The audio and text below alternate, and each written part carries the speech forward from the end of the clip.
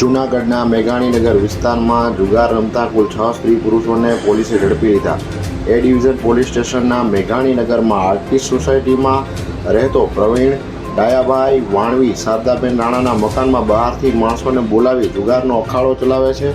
જે હકીકતના આધારે પોલીસે રેડ કરતા જુગાર રમતા 4 પુરુષ 2 સ્ત્રીને રોકડ રૂપિયા 62,500 તથા અન્ય મુદ્દામાલ સહિત કુલ રૂપિયા 2,78,500ના મુદ્દામાલ સાથે ક્રાઇમ બ્રાન્ચે પકડી જુગાર ધારા કલમ 4-5 મુજબનો ગુનો રજીસ્ટર કરવામાં આવેલ.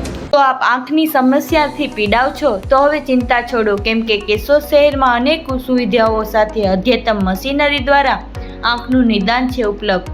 જ્યાં વિશાળ જગ્યામાં વૃદ્ધો, અશક્ત, પેરાલિસિસ દર્દીઓ માટે લિફ્ટ અને પાર્કિંગની સુવિધા ધરાવતી એકમાત્ર હોસ્પિટલ એટલે શ્રીજી આંખની હોસ્પિટલ.